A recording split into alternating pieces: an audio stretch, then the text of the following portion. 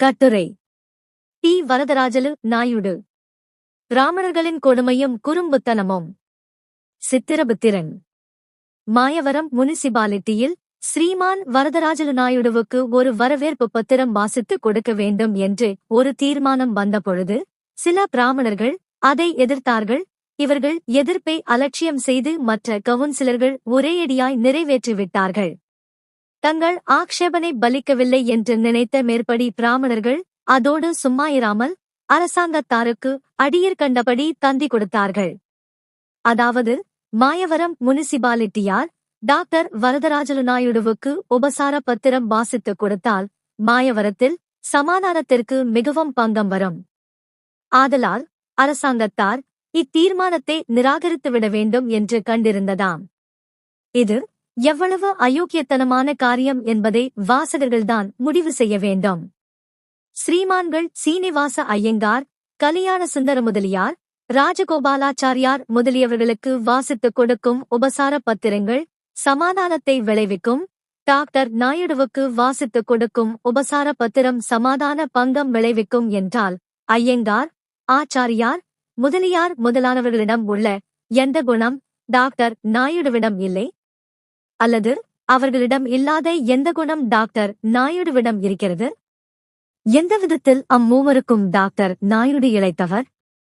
பின்னும் சிற்சில சமயங்களில் டாக்டர் நாயுடு அவர்கள் சில பிராமணர்களின் அயோக்கியத்தனத்தைப் பற்றிச் சொன்ன போதிலும் மறு சமயத்திலேயே அயோக்கியனாய் இருந்தாலும் தேசியவாதியாயிருந்தால் ஓட்டு கொடுங்கள் என்று கூட சொல்லி அயோக்கியர்களுக்கெல்லாம் வேஷம் போட்டுக்கொள்ள ஒரு போக்கிடமும் காட்டியிருக்கிறார்.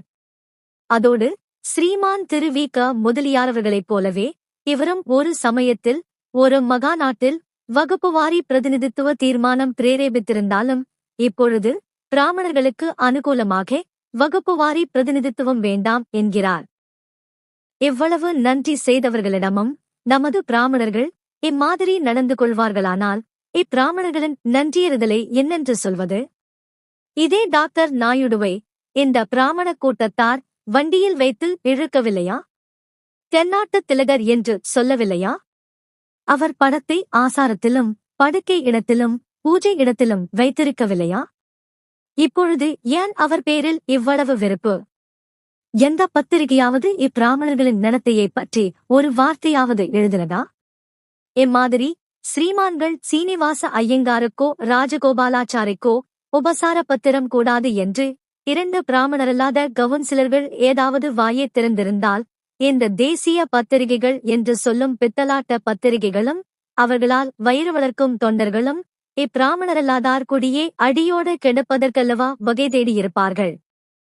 வெள்ளைக்காரர்கள் எப்படி தங்கள் இனத்தாரை யாராவது ஒரு இந்தியர் தொட்டுவிட்டால் அதை சர்க்காரோடு யுத்தம் என்று ஆக்கி இராணுவ சட்டத்தை அமுலில் கொண்டு வந்து விடுவதும், யாராவது ஒரு வெள்ளைக்காரன் இந்தியனை கொன்றுவிட்டால் அது அசால்ட்டாகி 10 ரூபாய் அபராதத்தோடு போய்விடுகிறதோ அதுபோலவே பிராமணரல்லாதார் யாராவது பிராமணர்களை ஏதாவது சொல்லிவிட்டால் அது தேசத்துரோகமாகி அவர்களை அடியோடு ஒழிக்க பார்ப்பதும், பிராமணரல்லாதாரே பிராமணர் என்ன செய்தாலும் அது தேச சேவையும் ஆகிவிடுகிறது.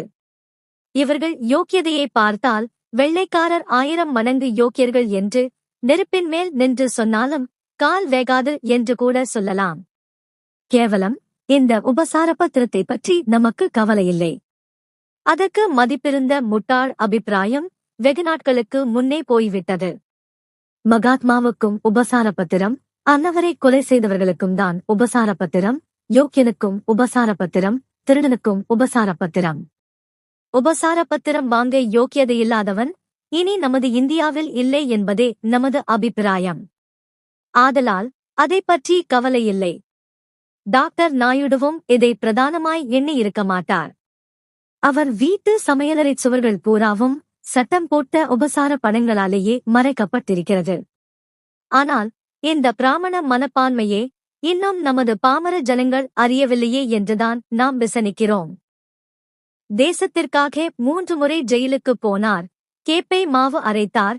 ஸ்ரீமான் சீனிவாச ஐயங்காரைப் போலவே 10,000கணக்காக ரூபாய் செலவு செய்தார். ஆனால் சீனிவாச ஐயங்காராவது கட்சிக்காரன் பணத்தில் கேசுக்காக போய் உபசார பத்திரம் பெற்று வருவார். இவர் தன் சொந்த பணத்தையே செலவு செய்து கொண்டு போய் உபசார பத்திரம் பெறுவார். இதிலிருந்து நாம் நினைக்க வேண்டியது என்னவென்றால், பிராமணர்களின் பேராசைக்கு விரோதமான ஒரு சிறு காரியத்தையாவது எந்த பிராமணரல்லாதாராயினும் செய்ய நினைத்துவிட்டால் அவர் குடியே கெடுக்க இப்பிராமணர்களும் கொஞ்சமும் பயப்பட மாட்டார்கள் என்பதும் இதற்கு பயந்து கொண்டேதான் நமது பிராமணரல்லாதார் எவ்வளவு படித்தவர்களாயிருந்தாலும் எவ்வளவு பணக்காரராக இருந்தாலும் பிராமணர்களைக் கண்டால் நடுங்குகிறார்கள் என்பதும் அவர்கள் வாலை பிடித்துக் கொண்டு திரிகிறார்கள் என்பதும் விளங்குகிறது. படித்தவர்களும் பணக்காரர்களுமே இப்படி இருந்தால் வெறும் ஆசாமிகள் சங்கதியைப் பற்றி கேட்கவும் வேண்டுமா? பிராமணரல்லாதார் நிலை. பரிதாபம் பரிதாபம் பரிதாபம். குடியரசு கட்டுரை, மார்ச் 21, 1926.